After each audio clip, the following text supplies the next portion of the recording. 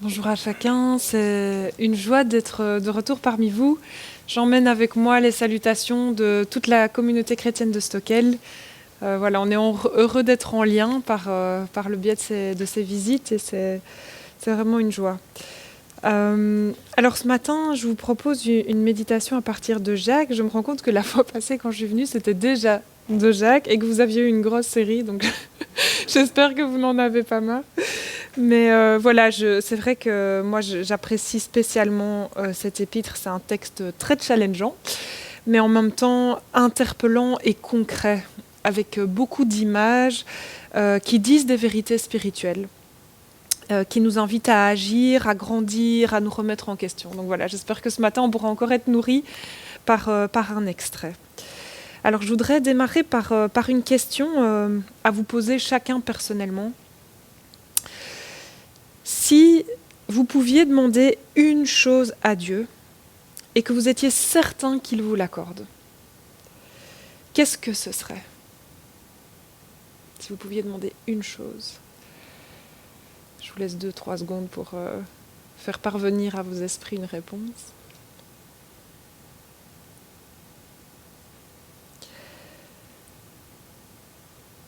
Vous avez tous quelque chose en tête? Alors j'ai pensé à beaucoup de réponses possibles qui se situent sans doute à différents niveaux de nos vies. J'ai pensé, voilà, on pourrait imaginer l'accomplissement, la sérénité, la paix, le bonheur, peut-être l'amour des enfants, la bonne santé des enfants, une famille, une longue vie heureuse. De la notoriété, qui sait, hein, de la santé, être délivré d'une angoisse. Et voilà, peut-être que comme on est à l'église, vous avez pensé parvenir à faire la volonté de Dieu, mieux connaître le Seigneur, voir son royaume. Peut-être que ça vous est passé par la tête. Et il y a une réponse à cette question que Jacques propose et qui est le sujet de notre méditation de ce matin. Et il y a eu d'ailleurs une petite allusion dans le chant qu'on vient d'entendre. Mais en préparant, je me disais que ce n'est pas la réponse qui, moi, personnellement, me vient tout de suite à l'esprit. Et pourtant, pour Jacques, c'est une dimension essentielle pour pouvoir traverser les épreuves. C'est aussi quelque chose qu'on peut se vanter d'avoir ou croire sincèrement qu'on en a, mais en réalité, en manquer. Alors sans plus attendre, je vous donne la réponse en lisant cet extrait de Jacques, et ce sera le sujet de la méditation de ce matin. Cependant, si l'un de vous manque de sagesse, qu'il la demande à Dieu, qui la lui donnera.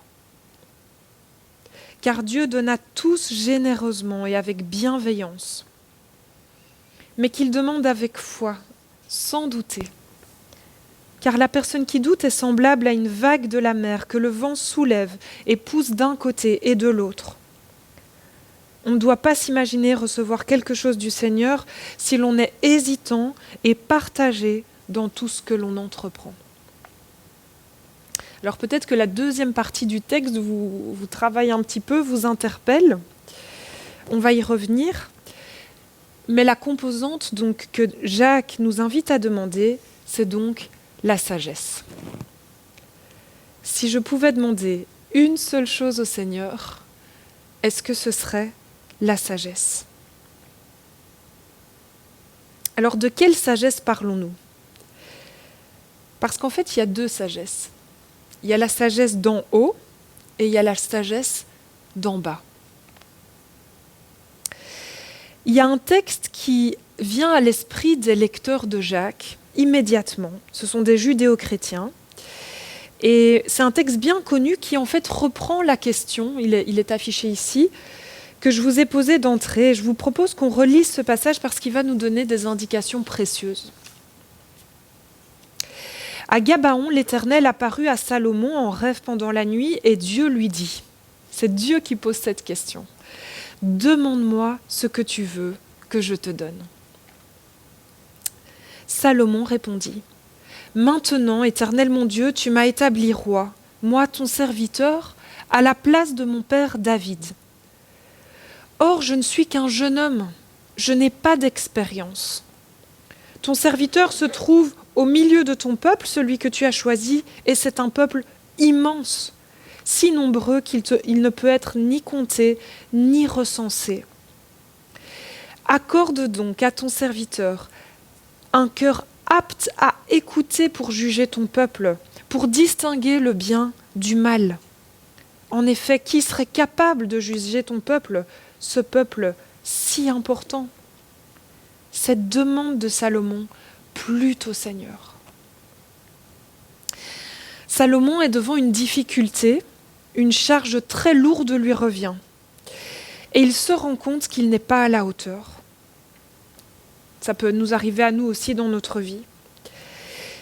Et sa demande, en fait, alors qu'il est quand même roi d'un peuple immense, elle émane d'un constat très humble. Il reconnaît en fait qu'il est inexpérimenté et il ne pense pas être capable par lui-même de faire ce pourquoi il a été désigné. Et il dit donc, j'ai besoin de ta sagesse, Seigneur. Cette sagesse qui rend le cœur apte à écouter, j'aime beaucoup cette traduction, pour distinguer le bien du mal. Une sagesse qui est d'abord écoute et qui procure la capacité de juger, de discerner, de distinguer le bien du mal. Donc c'est déjà une première chose intéressante, c'est que cette sagesse dont parle Jacques, ce n'est pas une sagesse qui consisterait à connaître plein de choses et à les exposer aux autres, mais c'est une sagesse qui est capable d'écoute et de discernement, de discerner ce qui est bon ou mauvais dans une situation. Cette sagesse, c'est aussi un don spirituel. Je reconnais ne pas l'avoir, je reconnais avoir besoin d'aide, et c'est sur cette confession d'humilité que le don est accordé. Donc je vous invite à retenir ces deux éléments. La sagesse reçue d'en haut est une capacité d'écoute afin de discerner le bien du mal, et elle se demande à partir d'un terrain d'humilité. Alors j'ai pensé à un exemple, et je vous avoue que c'est un exemple qui est un petit peu difficile, mais il est tellement parlant que je ne résiste pas à vous le soumettre, parce que savoir ce qui est bon ou mauvais, c'est pas toujours quelque chose de facile. Voilà, en tant que chrétien, en tant que croyant, particulièrement dans les temps d'épreuve, où on peut être très désorienté, c'est difficile de savoir ce qui est bon ou mauvais pour nous, pour les autres, pour le monde. On a besoin du Saint-Esprit et de cette sagesse qui jaillit de notre foi. Alors j'en viens à mon exemple. C'est un exemple historique. Dans les années 30 en Autriche, tout le monde devait prêter allégeance à Hitler. Et un paysan dans les montagnes, voilà son portrait, profondément chrétien, il reçoit au plus profond de sa conscience que ce qui est en train de se vivre dans la société autrichienne est mal, et qu'il ne lui est pas possible de prêter ce serment. Il va voir le prêtre de son village pour lui confier ce dilemme, et le prêtre lui dit qu'il doit se soumettre aux autorités. Tout le monde autour de lui dit que ce serait un acte contre son propre pays, contre son sang, de ne pas prêter ce serment. Une trahison. On lui dit même que ce serait un péché. Il va se retrouver complètement seul. Il va cependant refuser de prêter serment. Et ça va lui coûter la vie. Il va être emprisonné et exécuté. Mais dans les lettres qu'il échange avec son épouse, et on possède cette correspondance, il affirme être libre et en paix.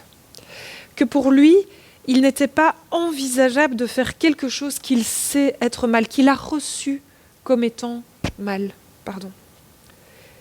Tout son entourage, toute sa société est comme frappée d'aveuglement. Il ne voit plus où est le bien et où est le mal. Et lui a reçu quelque chose dans la foi et il a été attentif à cette voix, il a été dans l'écoute.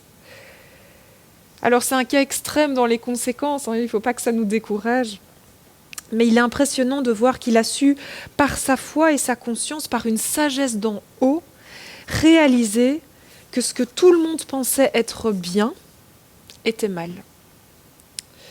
Une capacité de discernement qui parfois nous appelle à aller à contre-courant, même dans les petites choses de notre vie, dans notre milieu professionnel, dans notre entourage, parfois dans nos familles. Et il y a un film, si ça vous intéresse, qui est consacré à ce personnage historique qui avait sombré dans l'oubli. C'est Une vie cachée de Terrence Malick. Je vous encourage vraiment à le voir.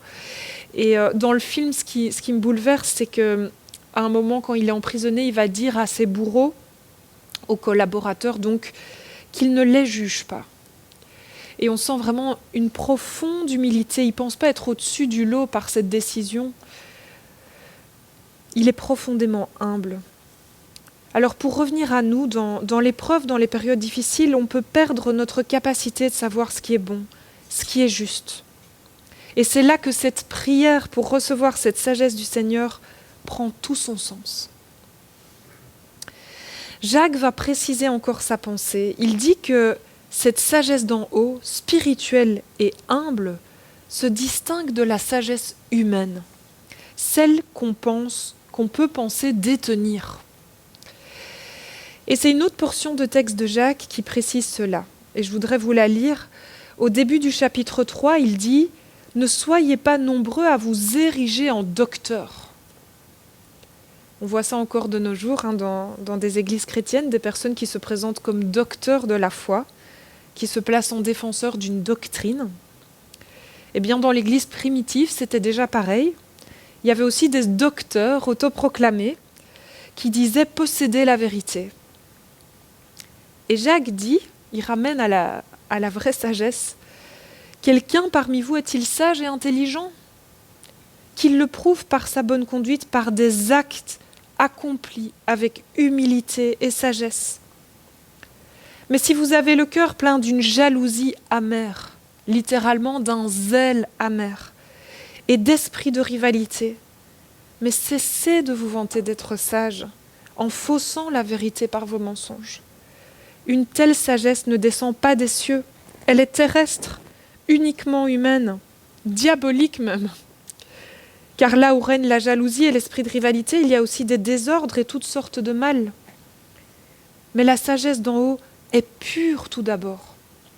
Ensuite, elle est pacifique, douce, raisonnable. Elle est riche en bonté et elle agit avec bienveillance. Elle est sans parti pris, sans hypocrisie. Ceux qui créent la paix autour d'eux sèment et récoltent dans la paix une vie qui plaît à Dieu. On retrouve ces paroles du texte qui concernait Salomon.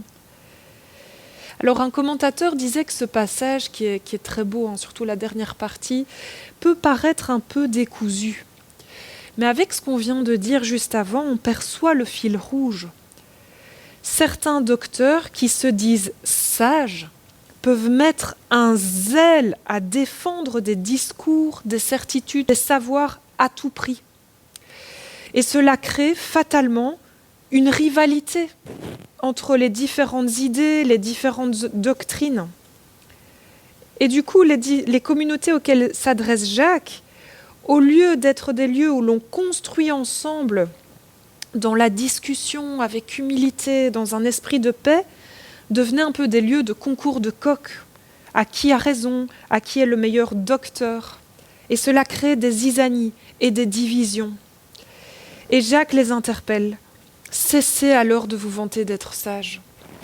Cessez de vous vanter de savoir mieux que les autres, parce que ce type de sagesse ne procède pas d'en haut. Elle est terrestre, voire pire, comme on l'a lu dans le texte. La sagesse d'en haut est pure, c'est-à-dire pure de tout mal. Elle n'est pas un savoir qui permet de se hisser orgueilleusement au-dessus de l'autre, ou de rabaisser, ou d'alimenter de la jalousie. Elle est pacifique, douce, raisonnable. Elle est riche en bonté et elle agit avec bienveillance. Elle est sans parti pris, sans hypocrisie. Et ça, c'est intéressant, on la reconnaît à ses fruits. On la reconnaît quand elle produit la paix. Ceux qui créent la paix autour d'eux sèment et récoltent dans la paix une vie qui plaît à Dieu. Voilà la vraie sagesse, la sagesse d'en haut. Alors c'est une vraie interpellation. On peut penser à nos églises, on peut aussi penser à nos familles. Quand est-ce que nos certitudes, nos bagarres de doctrine, nos bagarres d'idées prennent le nom de sagesse et font des dégâts? Jacques nous rappelle les fruits de la sagesse d'en haut. Ceux qui en sont dotés ont peut-être moins de connaissances, moins de doctrines développées, mais ils incarnent ce qu'ils reçoivent et ils créent la paix autour d'eux. Ils sont humbles et ils savent discerner ce qui est bien et ce qui est mal. En fait, c'est une sagesse qui a un impact existentiel dans la vie. Ce n'est pas un discours tout fait. Prions que nos églises puissent se dépouiller, que nous puissions personnellement nous dépouiller des sagesses humaines et demander la sagesse d'en haut. Alors comment la demander? Maintenant que ce contexte est posé sur le type de sagesse, revenons à notre texte de départ. Cependant, si l'un de vous manque de sagesse, qu'il la demande à Dieu, qu'il la lui donnera. Car Dieu donne à tous généreusement et avec bienveillance. Mais qu'il demande avec foi, sans douter, car la personne qui doute est semblable à une vague de la mer que le vent soulève et pousse d'un côté et de l'autre. On ne doit pas s'imaginer recevoir quelque chose du Seigneur si on est hésitant et partagé dans tout ce que l'on entreprend. Alors je voudrais développer 3 petits points avant de conclure. La première chose, c'est partir du manque. Et Yves a prié ça tout à l'heure. La sagesse dont Jacques parle positivement est cette sagesse dont on sait qu'elle ne vient pas de nous. Je voudrais vous lire un texte des Proverbes. Écoute les leçons de la sagesse. Efforce-toi de les comprendre. À l'intelligence, demande son aide. Appelle la raison à ton secours. Cherche-les comme de l'argent. Recherche-les comme un trésor caché. Alors, tu découvriras comment reconnaître l'autorité du Seigneur. Tu réussiras à connaître Dieu. C'est le Seigneur qui donne la sagesse. La connaissance et la raison viennent de lui. Je trouvais ça tellement beau de se dire que cette sagesse se recherche comme un trésor caché, quelque chose qu'on ne possède pas encore. Elle s'accueille donc sur le terrain du manque. Si on veut recevoir, on tend les mains ouvertes, on les sait vides, et le Seigneur peut y déposer quelque chose. Si elles sont remplies de nos certitudes fermées, c'est difficile d'y déposer un don. C'est pas facile comme enseignement. Pourquoi ? Parce que dans les temps d'épreuve, on a justement beaucoup besoin de certitude. Mais on est invité, même dans l'épreuve, à rester des chercheurs, à continuer à scruter les Écritures, comme le chant encore en parlait, les mouvements de son Saint-Esprit à l'intérieur de nous, à acter que nous manquons et à nous tourner vers la source de notre espérance. Deuxième petit point, il y a une promesse dans le verset. Dieu va donner à celui qui demande. Et alors, c'est une promesse qui semble, dans un premier temps, inconditionnelle. Dieu donne à tous, généreusement et avec bienveillance. Ce n'est pas une question de mérite. Il donne avec générosité. Cette promesse nous rappelle que Dieu veut nous équiper. Il nous donne cette sagesse qui peut nous permettre de nous orienter. Il ne nous laisse pas dans le chaos des pistes possibles.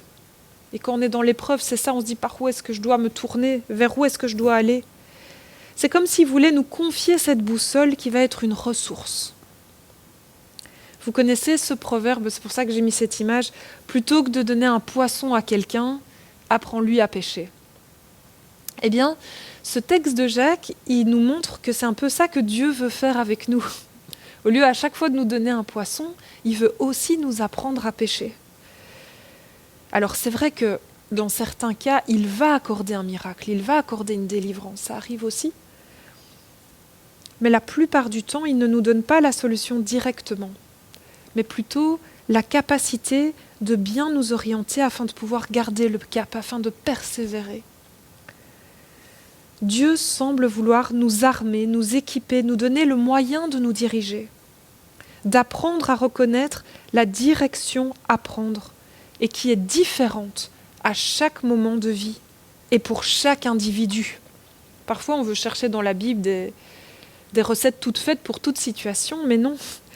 Parfois, le Seigneur dit « attends ». C'est une parole de la Bible, « attends ». Parfois, il dit « avance ». Avance en eau profonde. Si on lui demande cette sagesse, il va nous la donner. Le dernier point, c'est cette fameuse phrase « sans douter ». Et je pense que c'est la difficulté du texte. Pourquoi ? Parce que Jacques vient de dire que Dieu donne à tous généreusement. Et puis il dit « à part à celui qui doute ». Celui-là ne doit pas s'attendre à recevoir quoi que ce soit, il dit. Alors je me suis demandé, mais qu'est-ce qu'il veut dire par celui qui doute ? Parce qu'en fait, quand on lit ce verset, on pense spontanément à cet autre verset qui dit « Tout ce que vous demanderez en priant, croyez que vous l'avez reçu, et vous le verrez s'accomplir. » Marc 11, verset 24. Et quand j'ai lu ce passage de Jacques, j'ai tout de suite pensé à ce verset. Pourtant, ici, le sens la notion de doute, je pense, ne signifie pas la même chose. Pourquoi ? Parce que dans le texte de Marc, Jésus dit, quand vous priez, croyez que vous l'avez reçu. Donc ça veut dire que celui qui prie ne croit pas vraiment qu'il va recevoir. Or ici, Jacques dit que celui qui doute pense qu'il va recevoir du Seigneur. Et il dit, mais qu'il ne s'imagine pas en fait qu'il va recevoir. Il pense qu'il va recevoir, mais il ne va pas recevoir. Alors, qu'est-ce que ça veut dire ? Ça veut dire qu'ici, le doute représente plutôt l'hésitation, un cœur partagé. Alors, comment est-ce que moi je le comprends ?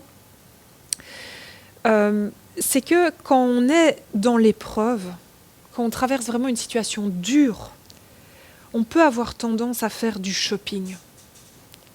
Quand on est éprouvé particulièrement, qu'on est désespéré de trouver une solution, on peut avoir tendance à se tourner vers tout ce qui peut nous apporter un peu de soulagement. On prend le premier truc qui passe. C'est là qu'on est en danger, dans le sens que la tentation nous fait de l'œil et qu'on est vulnérable.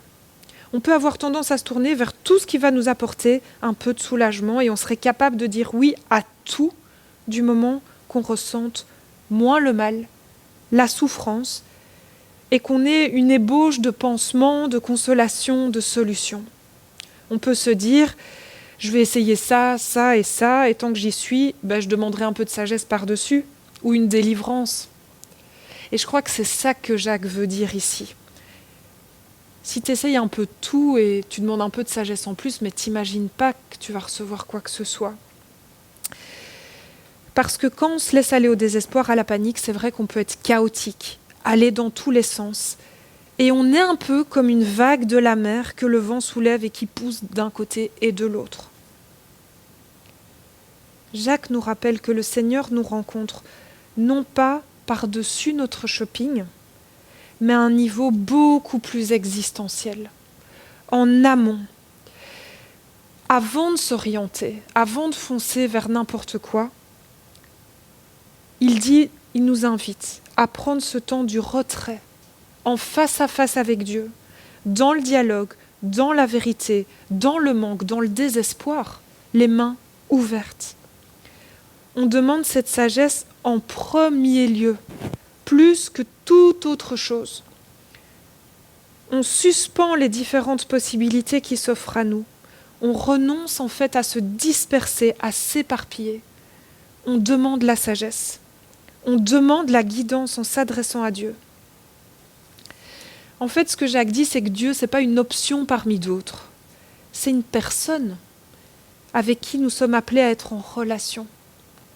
Et on fait cette démarche non depuis notre éparpillement, mais depuis notre cœur le plus authentique, même s'il est cabossé, vulnérable. On se tourne vers Dieu pour lui demander de pourvoir. On écoute et ensuite, après, on se replace devant les différentes options et on décide en étant concentré et non partagé. Pour conclure, si je pouvais demander une chose à Dieu, qu'est-ce que ce serait ? J'espère que vous avez envie de demander de la sagesse maintenant. Pour traverser la vie, on en a besoin. Demandons au Seigneur de nous accorder sa sagesse plus que toute autre chose.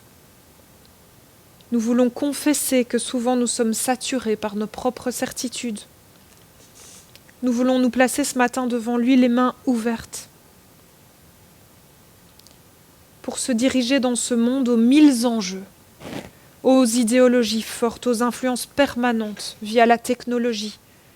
Ça devient difficile. On a besoin de lui pour discerner ce qui est bien et ce qui est mal à chaque pas de la vie. Nous avons besoin de sa sagesse. Et elle se cherche dans les Écritures, comme on l'a chanté, au plus profond de nos cœurs aussi, où habite l'Esprit Saint, et dans notre conscience qu'on endort si souvent. Alors que nos vies ne ressemblent pas à des vagues qui vont en tous sens, mais qu'elles soient ancrées en Christ, qui est la sagesse de Dieu. Amen.